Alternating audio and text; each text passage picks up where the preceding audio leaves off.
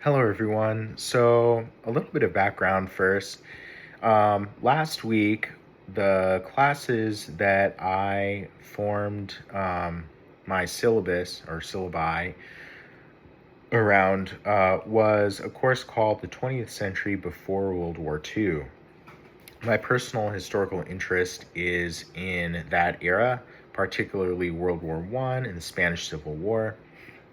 And I decided to um, talk about the Spanish Civil War, which a lot of historians view as sort of the testing ground for World War II, which, after all, started just months after the Spanish Civil War of 1936 to 1939 came to its conclusion.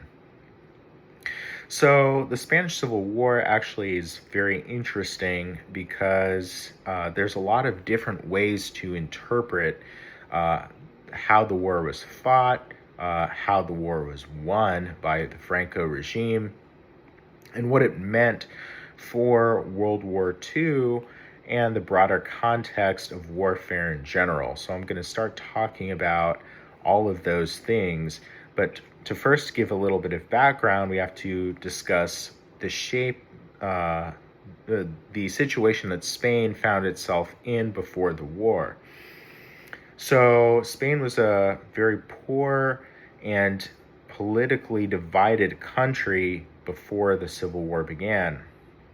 Many of us know that in the late 19th century, the United States defeated Spain in the Spanish-American War and gained control over its former colonies of Cuba and Puerto Rico in the Caribbean and the Philippines in the Pacific. Spain did not participate in the First World War. It did export many goods to the European countries involved, particularly the Allies, um, but it found itself in a position of increasing poverty and malaise. Uh, when the Spanish Second Republic took power, it seemed initially to many that this was an era of hope and change for the direction of Spain after a series of previous failed governments and the dictatorship of Primo de Rivera. However, the Second Spanish Republic had its own problems. Many were disenchanted by corrupt officials in the Republic or incompetence of some of the officials, while others took issue with the direction the Republic was going. More conservative elements of the population took issue with the Second Spanish Republic's distancing or perceived distancing of itself from the Catholic heritage of the country. Now, Catholicism, as many of us know, is heavily rooted in Spanish heritage and identity from its reconquest from foreign Muslim invasion to the age of exploration and colonialism, in which Spain built a vast and extremely powerful empire all around the world. The Second Spanish Republic, however, increasingly embraced or was perceived to have embraced ideals from different countries. So, on one hand, French liberalism, which was more secular, was seen as a particular threatening influence by some on the right within Spain, while others felt that in light of the rise of the Soviet Union, there were elements on the Spanish left, including the Republic, who had a certain sympathy towards Bolshevism. And some of these elements within conservative Spain, as I'll call it, had an idea that there was a so-called Jewish Freemason conspiracy to invite Bolshevism to take control of Spain and ultimately the entire Iberian Peninsula, to gain a beachhead in Western Europe and conquer the entire continent from within. So there was a level of anti-Semitism and what we now would call anti-Westernism present there, in the sense that that same ideology was eventually seen to gain traction in Mussolini's Italy and, of course, in Nazi Germany. On the other hand, there were also different conservative Spanish organizations that were opposed to the Republic from different angles. So some of them felt that the Republic was indeed very sympathetic in some senses to secularism and even Soviet influence and was persecuting religion. And many of the working classes were deeply Catholic. In fact, one of the factions aligned with the Spanish Republic were the Basque nationalists, who themselves were deeply Catholic, and that would later cause certain tensions and issues within the Republican camp during the Civil War, as well as in a different way within the nationalist camp. So you had within Franco's nationalist camp, you had many officers who had fought in the Spanish military campaign in Morocco who were concerned about this threat of a Bolshevik takeover of Spain, and were deeply concerned about the whittling away of Catholic Spanish heritage. And you also had monarchist factions who wished to bring back the Bourbon dynasty to rule over Spain, or at least have increased influence. There are also Catholic organizations and militias that aligned with Franco, as well as the Phalangists, who took some inspiration from Mussolini's Italy, but rather than adapting the ideology of Mussolini's new man, sought to resurrect the image of the old Spanish heritage that was deeply also rooted in Catholicism. So these factions actually managed to strongly unite with Franco. The Republican factions, however, suffered from a lot of infighting. So you did have what some of us to these days would see as almost akin to the classical liberal kind of center-left small d democratic parties that are popular in the Western world. There are also anarchist militias. There were Basque and Catalan nationalists who aligned with the Republic as well.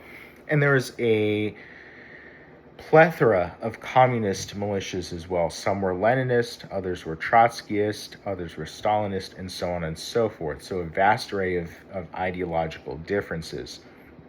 The Civil War ultimately began in 1936 with the rebellion of Francisco Franco. There were other leaders who initially took charge, but either found themselves killed or eventually took a back seat to Franco. And Franco was able to skillfully maneuver on the world stage to achieve victory.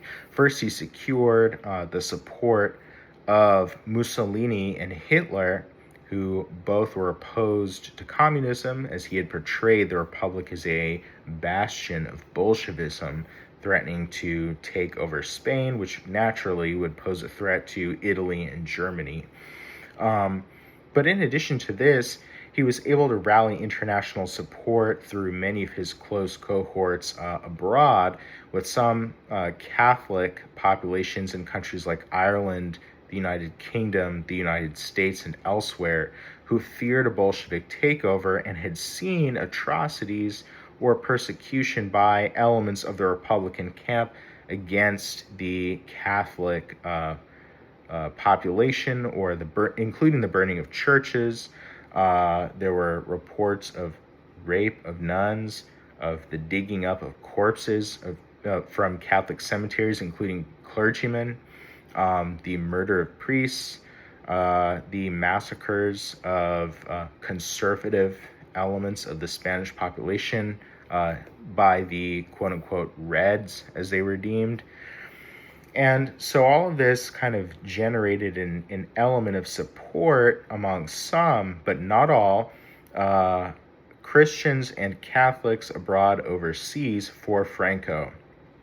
On the other hand, Franco is also aware that in light of the trauma from the First World War, and also from the crisis of the Great Depression, there are many governments in the Western world, the United States, and Britain and France in particular, but other Western countries as well, who either engaged in appeasement or isolationism, who either did not want to get involved with another European war or would do anything to appease a faction that perhaps they disagreed with, but may be able to, as long as they were able to remain out of the war, so be it.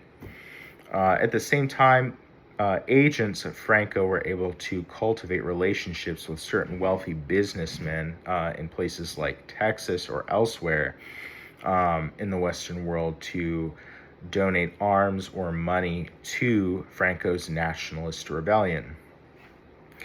The Second Spanish Republic, however, had much less support, even though they were trying to portray themselves as under siege from fascism and fighting to prevent another world war, which in some sense is easy to understand and even agree with those positions.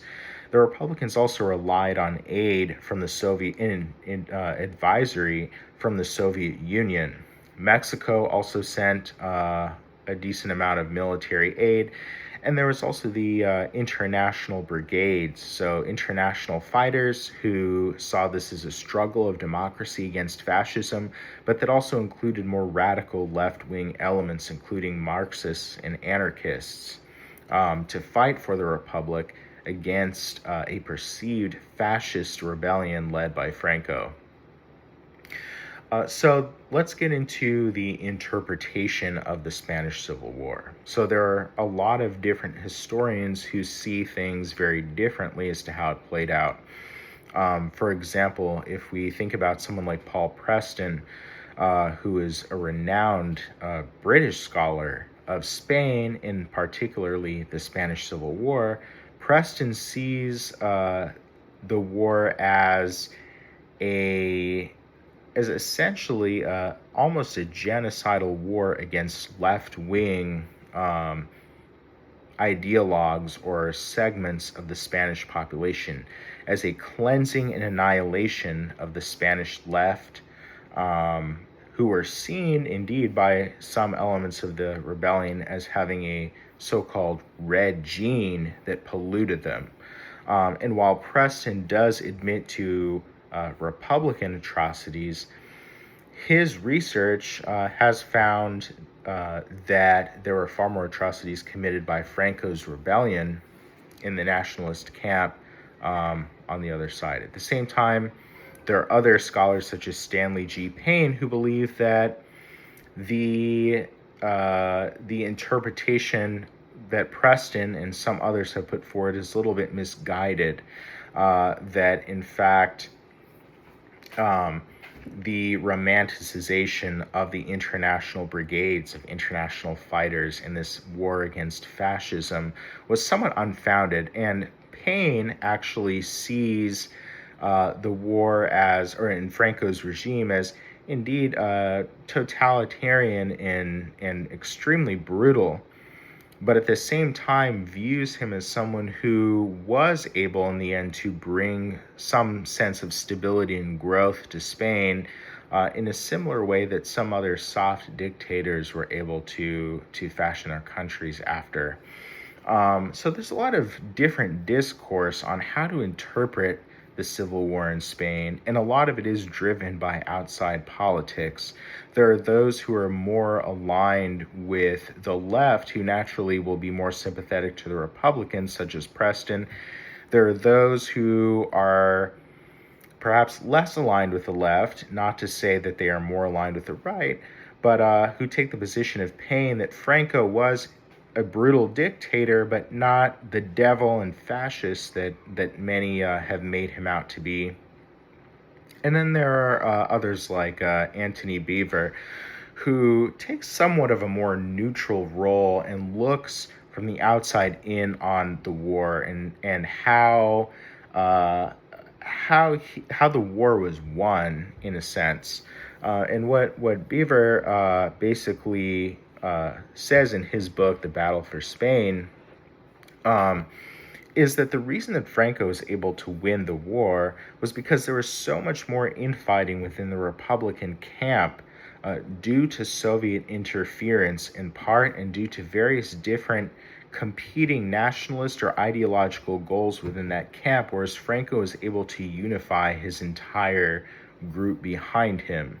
Um, so there's different viewpoints on how and why Franco was able to win the war. Those who are more aligned with the left are more likely, from what we can read and see, to blame the aid of Mussolini and Hitler to Franco, as well as the Western world's hesitance to directly intervene and assist the Republic as the reason why Franco won the war. Others who might be a little bit less ideologically inclined would blame the interference of the Soviet Union as having reinforced fears in the West as to why they should not help the Spanish Republic out of their own concerns over the rise of communism, as well as the internal divisions and interference that the Soviet Union contributed to within the Republican camp compared to the unity seen in the nationalist camp.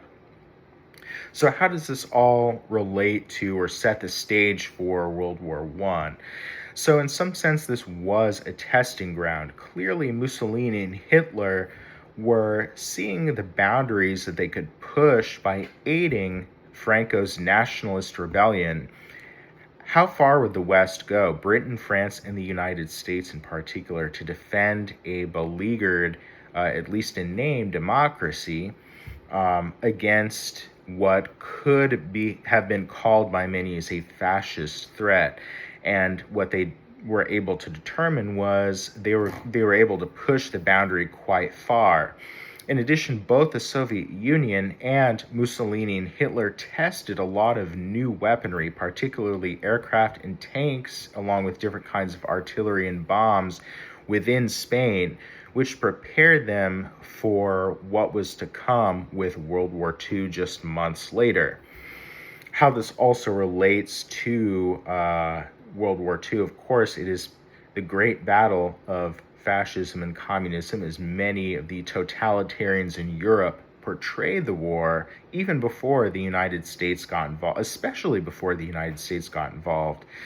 And on top of that, there was something of an expectation, mostly on the part of Hitler, but to some degree as well for Mussolini, that Franco would come to their own assistance when the Second World War kicked off. Now, that didn't really play out as they had planned, but this war is something that I do think is very important for students of history to learn about, in terms of putting on display how appeasement and isolationism failed to prevent the Second World War, and how it in fact encouraged the Second World War, given that it started just months later. But it's also fascinating to look at from a military strategy point of view when you take a deeper reading of how the war played out, which unfortunately I don't have time to get into for today's video. That being said, I look forward to discussing this more, and also to learning more from my classmates here. So thank you.